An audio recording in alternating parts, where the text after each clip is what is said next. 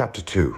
The Guest, Part 1. Spock had catalogued the room in 11 seconds and understood none of it. This was in itself a data point worth examining. Spock had stood on the bridges of Constitution-class starships, in the council chambers of the Vulcan Science Academy, aboard Klingon battlecruisers and Romulan warbirds, and a derelict Tholian web spinner that no Federation officer had survived boarding before him. He had a working taxonomy for nearly every vessel a sentient species had ever pressurized. He had no taxonomy for this. The architecture refused to resolve. The walls met the floor at angles that were not quite wrong and not quite right. Angles that suggested the ship had been built by someone working from a description of geometry rather than geometry itself. The metal was old, not aged, old.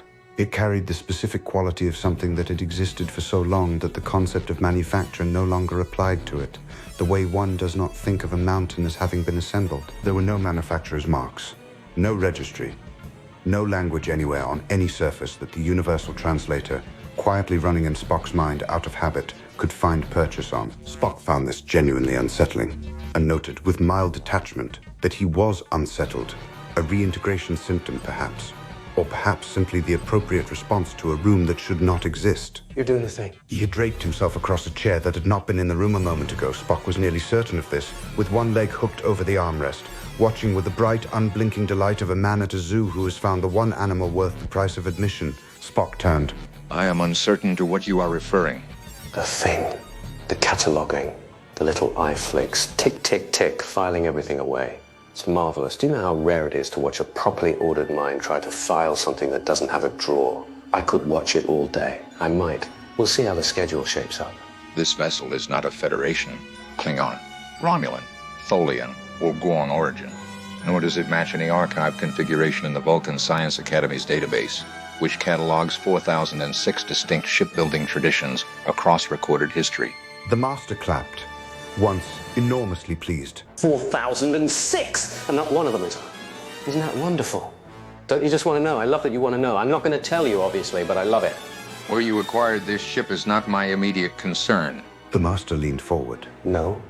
What is that? Go on. Tell me your concern. I'm a very good listener, famously. Spock regarded him with the flat, patient attention of a man who had decided the most efficient path through an interrogation was to conduct one of his own.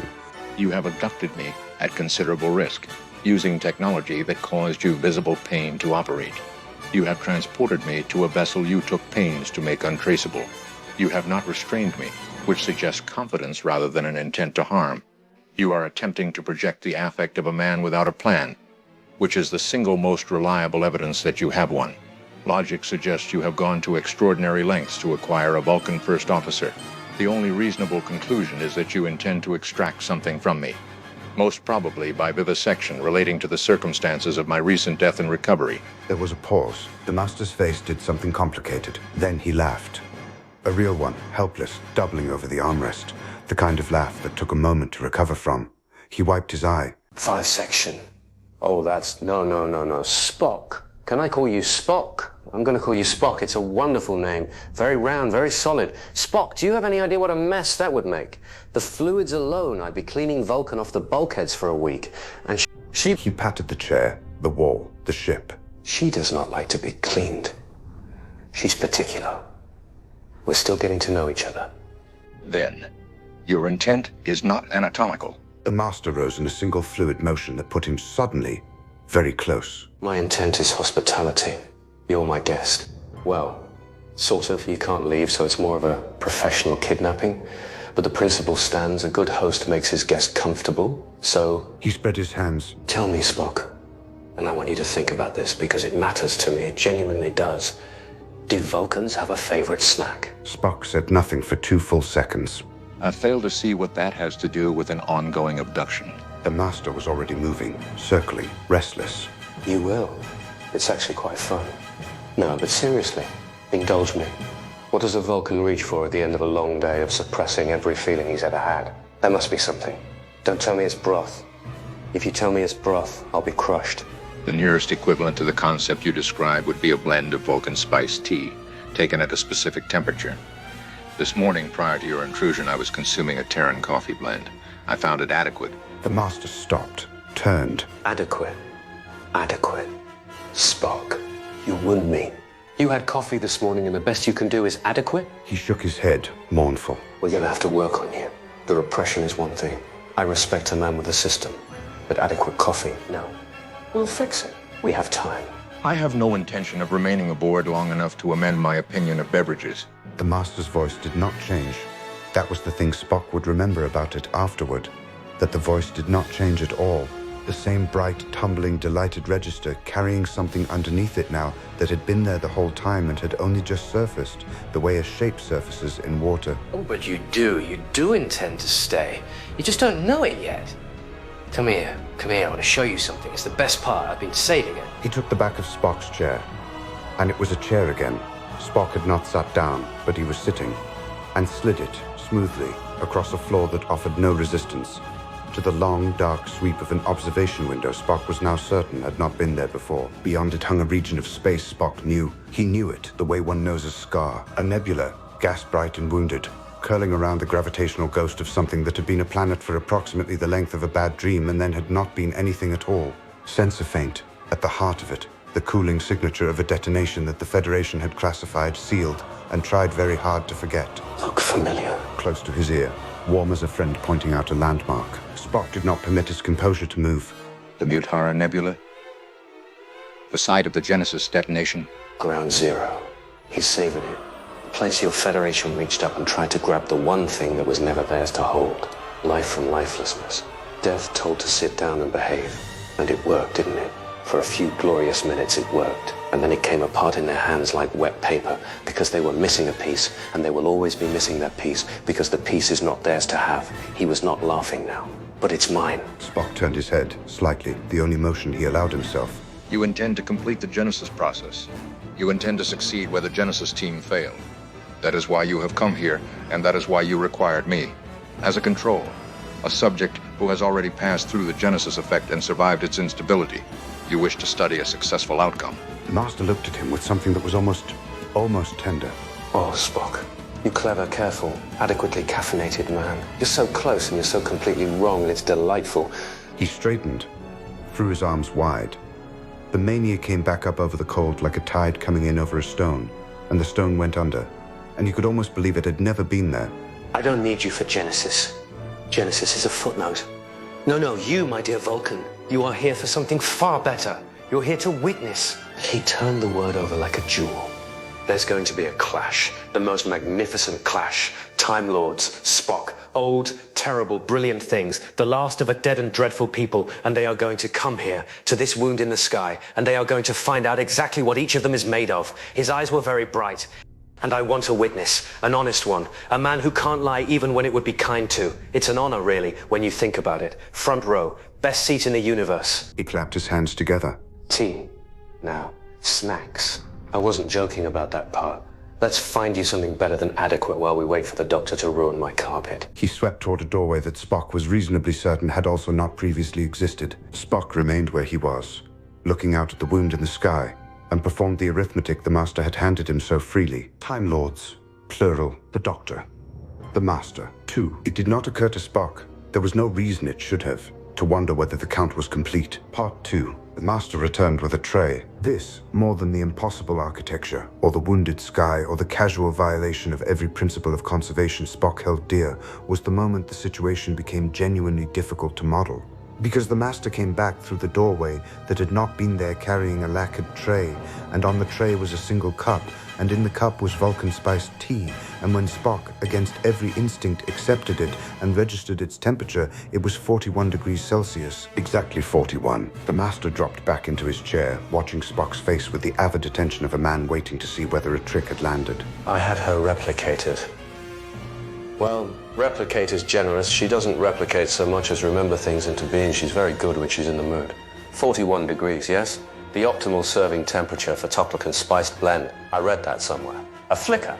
Or I will have read it. Time's a bit loose on this ship. You get used to it. Spock held the cup and did not drink. You researched the optimal serving temperature of a Vulcan beverage. I researched you, Spock. Do keep up. The tea is a detail. I'm thorough.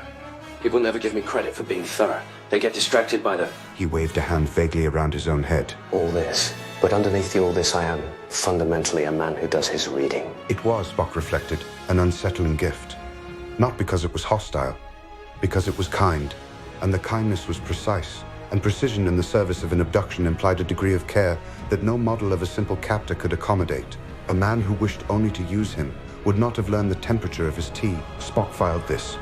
He was beginning to accumulate a number of things that required filing. You said the doctor is coming. The master had produced a second cup for himself, from nowhere, and was regarding it with mild suspicion. Oh, he's coming. He's always coming. It's his single most reliable quality. You take something he values, you stand somewhere visible, and you can set your chronometer by the man. He sipped, made a face. Why does anyone drink tea? It's just warm sadness. You described him as the last of your species. Except for yourself. You described a clash. You used the language of enemies. Did I? You implied it. The master was quiet for a moment, which was itself remarkable. Spock had begun to understand that the master's silences were more informative than his speech, for the simple reason that the speech was a wall and the silences were the cracks in it. Enemies are people you want gone. People you'd be relieved to be rid of. You kill an enemy and you feel lighter. He turned the cup in his hands. He looked up, and for a moment the bright manic surface was simply not there. I do not want him gone. I have never, not once, in all the long centuries of all the dreadful things, wanted him gone.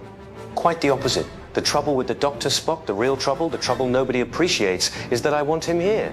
And he keeps insisting on being something I'm not. It's terribly rude. We were the same once. We started the same. And then he made a great show of becoming good and left me to be the other thing. And I have spent a very long time trying to explain to him that it's a costume, that underneath it he's exactly what I am. A small, private smile. He'll see. Soon. I've arranged a demonstration. Spock said nothing.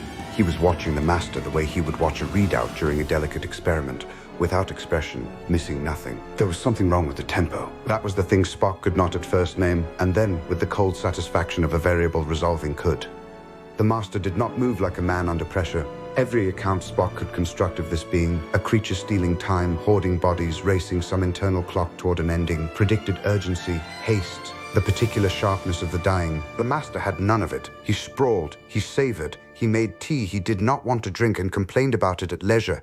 He had, by every observable measure, all the time in the universe, and he was spending it the way only the genuinely unhurried can, badly and on purpose. You are not in a hurry. The master's eyes came up. For the first time, the surface did not rush to cover the thing underneath. He simply looked at Spock, looked at him properly, the way one predator acknowledges another's competence, and Spock felt, with great clarity, the sensation of having said something he was not meant to have noticed. No, I'm not. And then, because he was who he was, the tide came back in. He sprang up, suddenly enormous with energy, the cup vanishing somewhere. But that's not your concern either, is it? You're collecting concerns like a man filling a shopping basket and not buying any of them. Let me save you some time. You want to know what I want? Everyone always wants to know what I want, as though wanting were the engine of everything. He leaned down over Spock's chair, close, conspiratorial, delighted. I'll tell you a secret, Spock, because you're my guest and because you genuinely cannot do anything with it. I don't want anything. Not anymore. That's the part nobody warns you about. You spend your whole life reaching for the thing on the high shelf. And then one day you simply have it, all of it. And the universe goes very, very quiet. He straightened, spread his arms to take in the wounded sky, the impossible ship, the whole of his diminished and infinite kingdom. So now I make gifts. It's all that's left that's interesting. The making of a truly magnificent gift. For a person who will hate that it exists, and hate more that he wants it. He beamed, and you're going to watch me give it. Lucky, lucky Vulcan. Spock set the cup down, very precisely, on a surface that had arrived to receive it, and the variables which had been accumulating all this time. The tea at 41 degrees, the absence of haste, the slip when he spoke of the doctor, the word gift, the casual mention of a dead man walking who was not, could not be, the master himself, assembled. They assembled the way a proof assembles in the final line, not with surprise, but with the cold inevitability of something that had been true the entire time and was only now permitted to be seen. Spock understood. He understood all of it, the whole terrible shape of it, in a single unhurried movement of the mind, and he did not permit it to reach his face. He examined the understanding the way one examines a live conduit, carefully, without contact for no longer than necessary, and then he placed it somewhere deep, in a room he built for it on the spot, and he closed the door. And he said nothing. Silence was not logical. He was entirely aware that it was not logical. He had information that the doctor, who was coming, who was always coming, would need, would want, would be entitled to. The disclosure of that information was the obvious and correct action, and Spock was a being who took the obvious and correct action with the reliability of gravity. He chose silence anyway. He had died. He had been carried back across the threshold by men who tore their own lives apart to do it, and a boy who lost his, and Spock had woken into the aftermath of a choice that other people had made for him, about him, in his absence, and he had spent the time since learning to live inside the weight of that. He knew better than any being on either side of this what it was to have one's death negotiated by someone else's love. He knew what it cost. He knew, too, that there are choices which lose their meaning entirely the moment they are made by anyone but the one whose death is on the table. The Doctor was about to be offered such a choice. And if the Doctor were warned, if he were handed the shape of it in advance, armored against it, told this is a test, brace yourself, then whatever he chose would prove nothing, mean nothing, weigh nothing. It would be Spock's choice wearing the Doctor's face. Some things have to be faced clean, so Spock, who could not lie, decided not to speak. He understood that the distinction was a thin one and that no Vulcan tribunal would honor it. He made it regardless, and was a little surprised. In a region of himself he did not examine closely, to find that he did not regret it. When he looked up, the Master was watching him. The Master had stopped performing. He stood very still in the middle of his impossible room, and he looked at Spock with an expression that had nothing manic in it at all. An expression that was of all the unbearable things grateful. And he said, quietly, There it is. Spock held his gaze and offered nothing. I knew you'd get there. I told you. The right witness. A man who can't lie, even when it would be kind to. He tilted his head, and who's just discovered this very minute that he can do something adjacent to it when the stakes are high enough. Welcome to the rest of us, Spock. It's lonelier than you'd think. He turned away, briskly, the tide rolling back in over everything, and clapped his hands. Right. He'll be here soon. I can feel it. You develop a sense for the man. It's like weather. We should tidy. First impressions. He paused at the doorway and looked back, bright and terrible, and underneath, unbearably fond of someone who was not in the room yet. Drink your tea, Spock. It's exactly the way you like it. I checked. And he was gone through a door that closed behind him into a wall that had never had one. Spock sat alone with the wounded sky and a cup of tea at precisely the right temperature, carrying a thing he had decided not to say, and discovered that the silence of the ship was nothing at all compared to the silence he had just agreed to keep. End of chapter 2. Hit that like button and subscribe to the channel before I test my laser screwdriver on you. Send the Doctor my regards. Live long and prosper.